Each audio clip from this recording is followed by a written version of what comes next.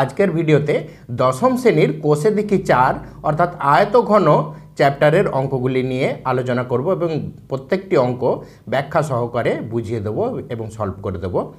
তোমরা যারা চ্যানেলে নতুন আছো বা চ্যানেলটি প্রথমবার দেখছো অবশ্যই চ্যানেলটিকে সাবস্ক্রাইব করে নিয়ে পাশে থাকা বেল আইকনটি প্রেস করে নেবে, যাতে আগামী দিনের আমার শিক্ষা সংক্রান্ত ভিডিওগুলির নোটিফিকেশান সবথেকে প্রথম তোমাদের কাছে পৌঁছে যায়। তো চলো শুরু করা যাক। তো দেখো, আয়তঘন বিষয়টা কি? আয়তঘন চ্যাপ্টারের অঙ্কগুলি সলভ করবার আগে আমাদের আয়তঘন সম্পর্কে কয়েকটি বিষয় জেনে নিতে হবে। সেগুলি কি কি? আয়তঘন জিনিসটা কি? প্রথমে তোমাদেরকে একটা ধারণা দিয়ে দিই। যেমন ধরো, একটি আমি ওষুধের প্যাকেট নিয়েছি, ওষুধের বাক্স। এই বাক্সটি দেখো একটি আয়তঘন শেপের আছে, মানে এর 6টা তল আছে। এটা উপরের তল, এটা পাশের তল, চারপাশে 4টি তল আছে, আর নিচে একটা তল আছে। তার মানে এর 6টি তল আছে। তাহলে এই তলগুলো কীরকম? এক একটি আয়তক্ষেত্রকার। দেখো, এটা একটা ওষুধের প্যাকেট নিয়েছি উদাহরণে তোমাদেরকে বোঝানোর জন্য। এর 6টি তল আছে। হ্যাঁ, তাহলে তোমরা দেখো, যদি তলগুলো দেখতে যাও, একটা তল, নিচে একটা তল, আর চারপাশে 4টি তল আছে। তাহলে 6টা তল হলো।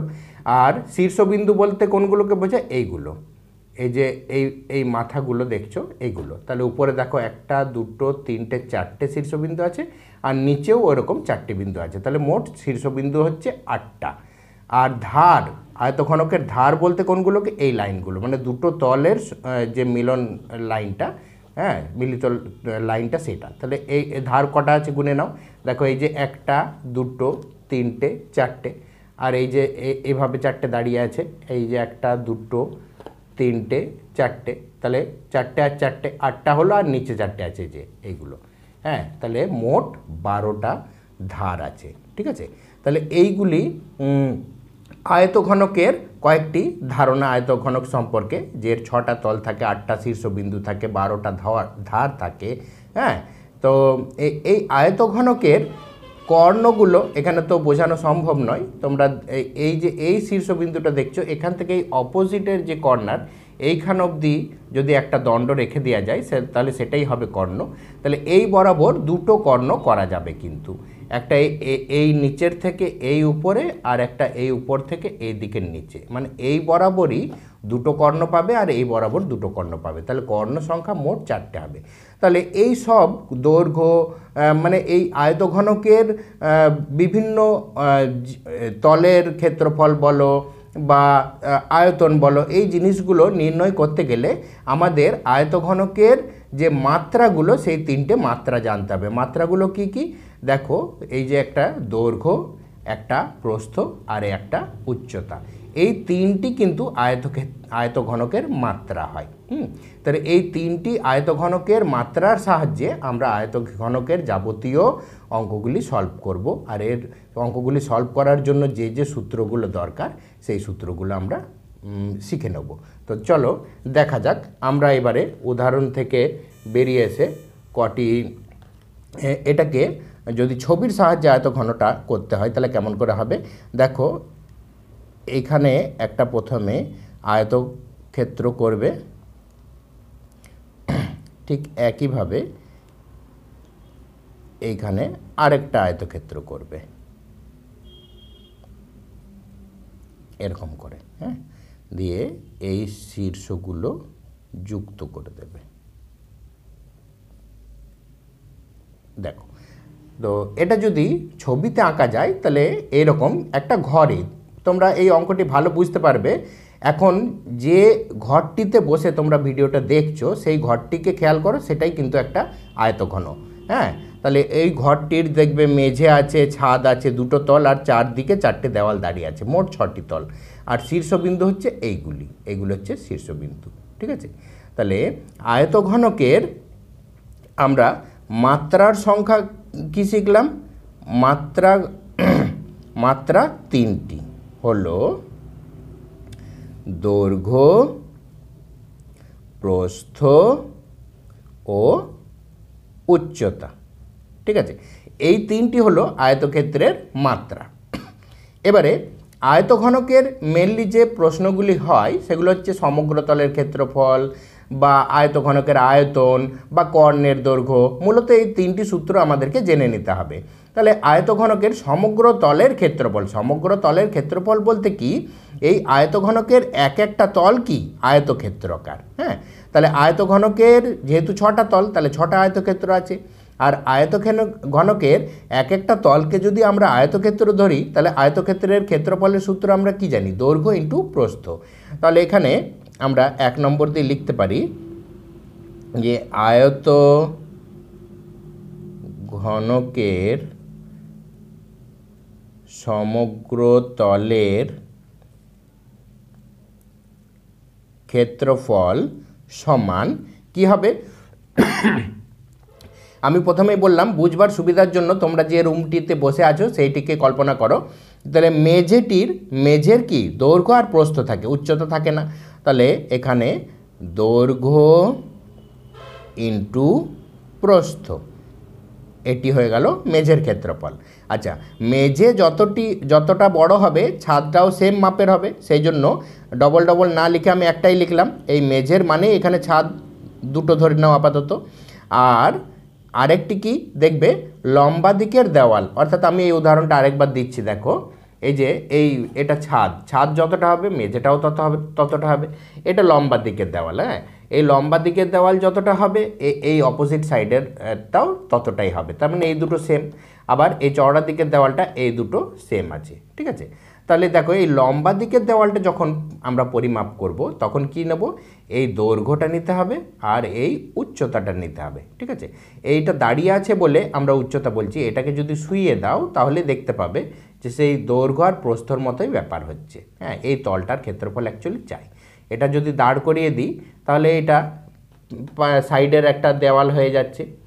তাহলে এই দেওয়ালটার ক্ষেত্রফল বার করতে গেলে কী নিতে হবে, দৈর্ঘ্যর সঙ্গে উচ্চতা গুণ করলে এই অংশটার মানে এই অঞ্চলটার ক্ষেত্রফল আমরা পেয়ে যাব। হ্যাঁ, তাহলে এটা কীভাবে, দৈর্ঘ্য ইন্টু উচ্চতা। তাহলে এখানটায় লিখবে দৈর্ঘ্য ইন্টু উচ্চতা। তাহলে এই দৈর্ঘ্য ইন্টু উচ্চতা এটাও জোড়া আছে, সব তলগুলো জোড়া আছে। আরেকটি প্রস্থ ইন্টু উচ্চতা, চওড়া দিকের দেওয়ালটা। তাহলে দেখো এখানে একটা করে প্রতি জোড়া থেকে একটা করে নিয়ে নিয়েছি। এবারে এর যোগফলটাকে যদি 2 দিয়ে গুণ করে দিই তাহলে এখানে 6টা তল হয়ে গেল। ভেতরে 3টে তল, 3টে তলকে 2 দিয়ে গুণ করলে 6টা তল। এটা হচ্ছে যেহেতু ক্ষেত্রফলের একক কি, বর্গ একক, ঠিক আছে। এবারে সেমি থাকলে বর্গ সেমি, মিটার থাকলে বর্গ মিটার, ইত্যাদি ইত্যাদি হবে, ঠিক আছে। আচ্ছা, এরপরে 2 নম্বরে কি লিখব, এর কর্ণের দৈর্ঘ্যটা কি। কর্ণের দৈর্ঘ্য আমি কি বললাম যে এই কোণাকুনি, এইখানে হয়তো অতটা স্পষ্ট বুঝতে পারছো না। তাহলে এইখানে দেখবে মেঝের যে কোনো একটা বিন্দু থেকে অপোজিট সাইডের ছাদের কর্নারে এই বরাবর যদি একটা দণ্ড রেখে দেওয়া যায় তাহলে সেটা হবে কর্ণ। তাহলে মেঝেতে যে বিন্দুটাই ঠেকাবে গোড়াটা, শীর্ষটা থাকবে অপোজিটের ছাদের কোণায়। আবার ঠিক এইভাবে এইখানে যদি মেঝের যেখানে গোড়াটা ছিল তার উপরে শীর্ষটাকে কল্পনা করো, তাহলে ছাদের অপোজিটের ওই কর্নারে থাকবে। তার মানে একই ডিরেকশনে দুটো কর্ণ পাবে। হ্যাঁ, তাহলে কর্ণের সংখ্যা ওই জন্য আমাদের 4টি হয়ে যায়। হ্যাঁ, তাহলে এখানে কি হবে, আমাদের আয়তঘনকের কর্ণের দৈর্ঘ্য, তাহলে কর্ণের দৈর্ঘ্য সূত্রটা কি হবে দেখো, √ দৈর্ঘ্যের স্কোয়ার প্লাস প্রস্থের স্কোয়ার প্লাস উচ্চতার স্কোয়ার, ঠিক আছে। এটা কিভাবে আসে আমি একটু বলে দিই তোমাদেরকে। আয়তক্ষেত্রের প্রত্যেকটা তল তো তোমার বড় একটা আয়তক্ষেত্রই যদি ভাবো, আমি আয়তক্ষেত্রের উদাহরণ দিয়ে বলছি। আয়তক্ষেত্রে ধরো এইটা হচ্ছে দৈর্ঘ্য আর এটা হচ্ছে প্রস্থ, আর এই কোণ আয়তক্ষেত্রে সব কোণ 90 ডিগ্রি হয় জানো। তাহলে এইটি হচ্ছে আয়তক্ষেত্রের কর্ণ। তাহলে এটা যদি একটা সমকোণী ত্রিভুজ ধরে নাও, তাহলে 90-এর অপোজিট বাহু কি হচ্ছে, এটা হচ্ছে অতিভুজ। হ্যাঁ, এটা হচ্ছে অতিভুজ। তাহলে এই অতিভুজটার দৈর্ঘ্য আমরা কি জানি, অতি স্কোয়ার সমান লম্ব স্কোয়ার প্লাস ভূমি স্কোয়ার, ঠিক আছে। তাহলে এখানে অতি মানেই তো কর্ণ, আর এখানে তাহলে অতি সমান কি হবে, অতি সমান √ লম্ব স্কোয়ার প্লাস ভূমি স্কোয়ার। তোমরা ভুলে গেলে এইভাবে ছবি দেখেও মনে করে নিতে পারো।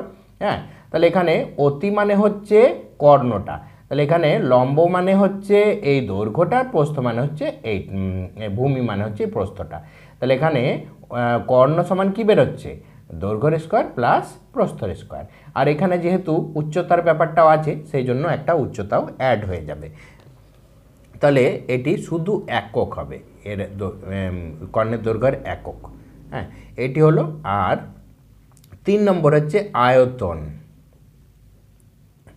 আয়তন বা ঘনফল। ঠিক আছে, তাহলে আয়তন বা ঘনফল বলতে গেলে আমাদের মাত্রা 3টির গুণফল, অর্থাৎ এই ঘরটির মধ্যে কতটি শূন্যস্থান আছে, মানে ফাঁকা জায়গা কতটি আছে।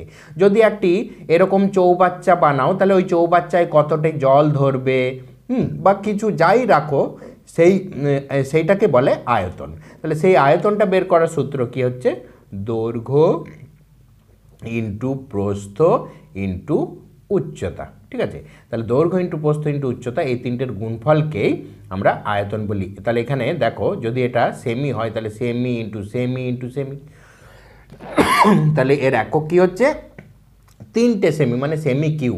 একে বাংলায় কি বলে, ঘন সেমি। তার মানে এখানে তো আমি কোনো একক মেনশন করিনি, সেই জন্য এটা হবে ঘন একক। ঠিক আছে, আয়তনকেই ঘনফল বলে। আর একটি কথা বলে দিই তোমাদের, আয়ত ঘনককে অনেক সময় সমকোণী চৌফলও বলা হয়। তাহলে সমকোণী চৌফল আর আয়ত ঘনক একই জিনিস। ওকে, তাহলে মূলত এই 3টি হচ্ছে মেন সূত্র। এরপরে দেখো যদি তোমাদের ঘনক বলা হতো, ঘনক জিনিসটা কি আয়ত ঘনক থেকে একটু আলাদা। যেমন আয়তক্ষেত্র আর বর্গক্ষেত্রের মধ্যে যে ডিফারেন্সটা এখানেও সেম। আয়তক্ষেত্রের যেমন বিপরীত বাহুগুলো সমান হয়, এই দৈর্ঘ্যের সঙ্গে দৈর্ঘ্য অপোজিট বাহুটা সমান হবে, আর এদিকটা প্রস্থের সঙ্গে প্রস্থটা সমান হবে। আর বর্গক্ষেত্রের বেলায় কি হয়, বিপরীত বাহু অর্থাৎ সব বাহুর দৈর্ঘ্যই সমান হয়। হ্যাঁ, সেই জন্য এখানে দৈর্ঘ্য আর প্রস্থ আলাদা করে বলার প্রয়োজন হয় না, যেহেতু সবগুলোই সমান, সেই জন্য এখানে বাহু বললেই হয়। তাহলে এখানেও যদি আমি এরকম একটা শেপ করি এরকম, তাহলে দেখতে পাবে এগুলোকে জয়েন্ট করে দিলে একটি ঘনক তৈরি হবে। মানে এখানে সব দেওয়ালগুলোই উচ্চতা দৈর্ঘ্য প্রস্থ সবই সমান। হ্যাঁ, এর একটি ভালো উদাহরণ হচ্ছে যেমন লুডোর ছক্কা, তোমাদের বাড়িতে প্রত্যেকেই আছো, লুডো নিয়ে খেলা করেছো, দেখেছো। হ্যাঁ, তাহলে তারপরে ডায়েস যেটা দেখবে কালার ম্যাচিং করে ঘুরিয়ে ঘুরিয়ে, হ্যাঁ, সেগুলো সব হচ্ছে ঘনকের উদাহরণ, যা দৈর্ঘ্য প্রস্থ উচ্চতা সব তলগুলি সমান। তাহলে এখানে কি হচ্ছে, এই ঘনকের যেহেতু দৈর্ঘ্য প্রস্থ উচ্চতা সবই সমান, তাহলে আমরা এইগুলোকে কি বলবো, ঘনকের এই দৈর্ঘ্য না বলে দৈর্ঘ্য প্রস্থ উচ্চতা বলবো না, এগুলোকে সবগুলোকে বাহু বলবো। তাহলে বাহু ইন্টু বাহু কি হচ্ছে, বাহু স্কোয়ার। আবার বাহু ইন্টু বাহু, এখানেও একটা বাহু স্কোয়ার। আবার বাহু ইন্টু বাহু, এখানেও একটা বাহু স্কোয়ার। তাহলে কটা বাহু স্কোয়ার হলো, 3টে বাহু স্কোয়ার। 3টে বাহু স্কোয়ারকে 2 দিয়ে গুণ করলে 6টা বাহু স্কোয়ার। ঠিক আছে, তাহলে আয়ত ঘনকের সমগ্রতলের ক্ষেত্রফল থেকেই আমরা ঘনকের সমগ্রতলের ক্ষেত্রফলের সূত্রটা তৈরি করে নিতে পারবো। তাহলে এখানে 4 নম্বরের সূত্র লিখবে যে ঘনকের সমগ্রতলের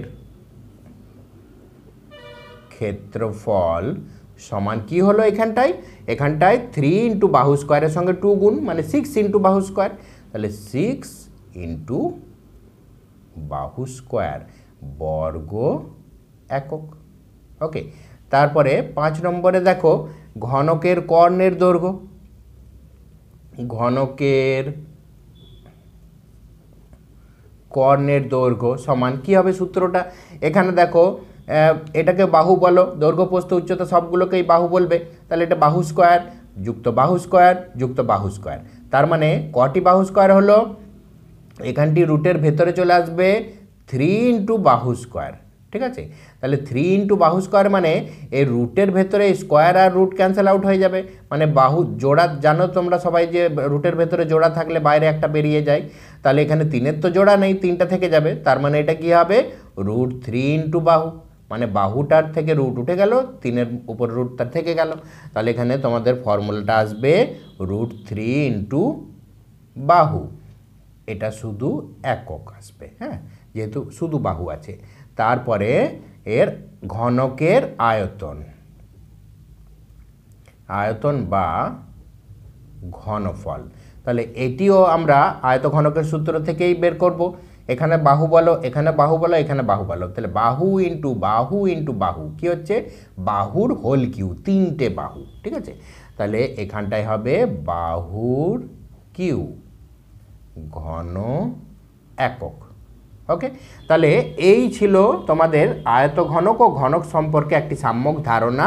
আরেকটি কথা এখানে বলে রাখি, তোমাদের অনেক সময় দেখেছি অবজেক্টিভে আসতে পারে যে ঘনকের তল সংখ্যা কত, ধরো তল সংখ্যাকে এক্স বললো, ধার সংখ্যাকে ওয়াই বললো, এই ধরনের যদি প্রশ্ন আসে আমি সেই জন্য এখানে তোমাদেরকে বলে দিচ্ছি যে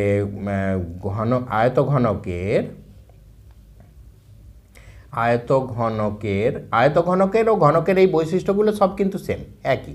আয়তঘনকের শীর্ষ বিন্দুর সংখ্যা কটি হবে, শীর্ষবিন্দু 8টি আছে, তাহলে 8টি, ঠিক আছে। আচ্ছা, এবার ধার সংখ্যা কটি হবে, 12টি। তারপর আসছে তোমাদের তল সংখ্যা 6টি। ওকে, আর কর্ণের সংখ্যা কত হবে, 4টি, মানে একই ডিরেকশনে দুটো করে 4টি, ঠিক আছে। তাহলে তোমাদের আয়তঘনক ও ঘনক সম্পর্কে এই ধারণাগুলি তোমরা ভালো করে ভিডিওটি পজ করে করে বুঝে নেবে, তাহলে কি হবে, তোমাদের অঙ্কগুলি বুঝতে সুবিধা হবে। তো চলো শুরু করা যাক। এবার আমরা কোষে দেখি 4-এ যে প্রবলেমগুলো দেওয়া আছে সেগুলো ভালো করে ব্যাখ্যা করে বুঝে নিয়ে সলভ করি। ওকে, তো চলো দেখা যাক। এখানে দেখো তোমাদের কোষে দেখি 4-এ প্রথমেই দেখো বলা আছে যে আমরা পরিবেশের 4টি আয়তঘনাকার ও 4টি ঘনক আকারের বস্তুর নাম লিখি, ঠিক আছে। এগুলো যেহেতু পরিবেশ থেকে তোমাদেরকে বাস্তব জ্ঞান থেকে উদাহরণগুলো দিতে হবে, তাহলে আয়তঘনাকারের উদাহরণ আমি একটু আগেই একটা ওষুধের বাক্স দেখাচ্ছিলাম, সেই ধরনের তোমরা আরও সহজ উদাহরণ দিতে পারো। যেমন তোমাদের এই যে বইটা, গণিত বইটা, সেটি একটি আয়তঘনক। তারপরে তোমাদের ইট, হ্যাঁ, তারপরে কোনো আয়তঘনাকার মুড়ির টিন বলতে পারো, সুটকেস বলতে পারো, হ্যাঁ, এগুলো সব হচ্ছে তোমাদের আয়তঘনকের উদাহরণ, ঠিক আছে। বা তোমাদের জ্যামিতি বক্স, আলমারি, দেশলাই বাক্স অনেক আছে, এগুলো সব হচ্ছে আয়তঘনকার উদাহরণ। আর 4টি ঘনক যদি বলতে যাও, তাহলে 4টি ঘনক কী হবে, প্রথমেই মনে পড়বে লুডোর ছক্কা, তারপরে ডায়েস কিউব যেটা তোমরা ঘুরিয়ে ঘুরিয়ে কালার ম্যাচিং করো সেইটা, তারপরে চৌকো যে চৌবাচ্চা, মানে চারিদিক সমান সেরকম একটা চৌবাচ্চা, বা ঘনক আকৃতি কোনো বাড়ি, হ্যাঁ, চৌকো বাড়ি, হ্যাঁ, তাহলে চৌকো কাঁচের ব্লক, তাহলে এইভাবে অনেকগুলো উদাহরণ এখানেও দেওয়া যায়। তাহলে এইগুলো উদাহরণগুলো তোমরা লিখে নেবে। এরপর দেখো 2-এর দাগে বলা আছে পাশের আয়তঘনাকার চিত্রের তলগুলির ধারগুলি ও শীর্ষবিন্দুগুলির নাম লিখি। আমি এগুলো লিখছি না, এগুলো তোমাদেরকে অলরেডি আমি বলে দিয়েছি, তবু আরেকবার এখানে বলে দিচ্ছি। যদি এখানে তলগুলির কথা জিজ্ঞেস করো, তাহলে একদম নিচের তলটা দেখো কি আছে, FGHE, এই তলটি। আমি ছবিটা একটু বড় করে দিই, তোমরা দেখতে বুঝতে পারবে। দেখো এখানে দেখো এই যে FGHE, এই একটি তল। তারপরে এখানে উপরেও একটি তল আছে, দেখো ADCB, এই একটি তল। আবার এই পাশে একটি তল আছে কি AEFD, এটা একটা তল। এই পাশে একটি তল আছে GHBC, এই সাইডের একটা তল। আর এই যে এই তলটা দেখছো, এটা ওই সাইডের একটা তল আছে FGCD। আর এই সাইডের তলে, এই যে ফ্রন্টে যে সামনেই বর্গক্ষেত্রটা দেখতে পাচ্ছ, সেইটা একটা তল ABHE। তাহলে এইভাবে 6টা তল লিখবে। ধারগুলো কোনগুলো হবে, এই যে উপরের দেখো, এই যে ABBCCDDA, এটা একটা মানে 4টে ধার। আবার এখানে AEFEDFDA, এইখানে 4টে ধার আছে।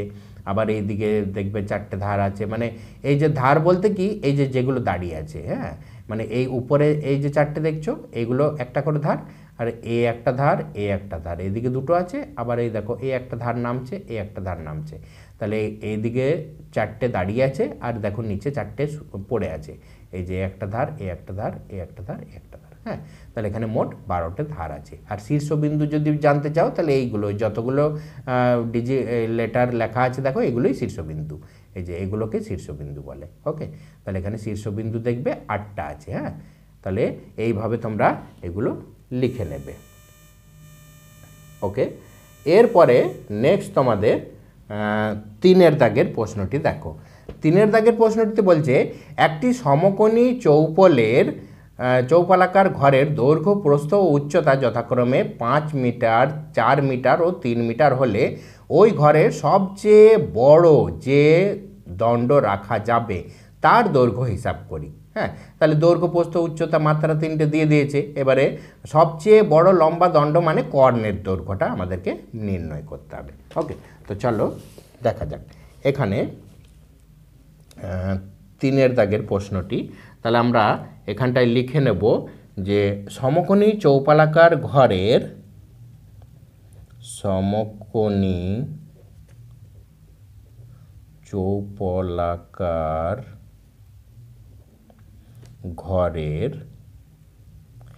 দৈর্ঘ্য সমান 5 মিটার, প্রস্থ সমান 4 মিটার এবং উচ্চতা সমান 3 মিটার। ওকে, তাহলে এখানে কি লিখব যে অতএব ঘরে সবচেয়ে লম্বা যে দণ্ড রাখা যাবে তার দৈর্ঘ্য, অতএব ঘরে সবচেয়ে লম্বা যে দণ্ডটি রাখা যাবে তার দৈর্ঘ্য সমান কি হবে, ফর্মুলাটা কর্ণের দৈর্ঘ্যের √ দৈর্ঘ্যের স্কোয়ার প্লাস প্রস্থের স্কোয়ার প্লাস উচ্চতার স্কোয়ার। ওকে, এইভাবে লিখবে ইজিক্যাল টু, তোমরা এগুলো ফুল সেন্টেন্সে লিখবে, আমি একটা করে লেটার লিখে দিয়েছি, এগুলো দৈর্ঘ্য বানানগুলো ঠিক করে লিখবে। এবারে দেখো দৈর্ঘ্য মানে কত, 5, তাহলে এটা 5-এর স্কোয়ার প্লাস প্রস্থ মানে 4, 4-এর স্কোয়ার আর উচ্চতা মানে 3, 3-এর স্কোয়ার। তাহলে কত হচ্ছে এটা, √ 5 × 5 = 25 প্লাস 4 × 4 = 16 প্লাস 3 × 3 = 9, তার মানে এটা যোগ করলে কত হবে, 16 আর 9 25 আর 25 50, 50 হলো। 50টাকে আমরা ভেঙে নেব 2 × 5 × 5, 5 × 5 = 25 আর 25 × 2 = 50। এবারে দেখো রুটের ভেতরে এক জোড়া আছে, এটা বাইরে বেরিয়ে যাবে, মানে 5√2 মিটার। ওকে, তাহলে এইটি হলো তোমাদের উত্তর। ঠিক আছে, আজকের ভিডিওতে এই অবধি। নেক্সট ভিডিওতে 4-এর দাগ থেকে অঙ্কগুলি সলভ করা হবে। ভালো থেকো।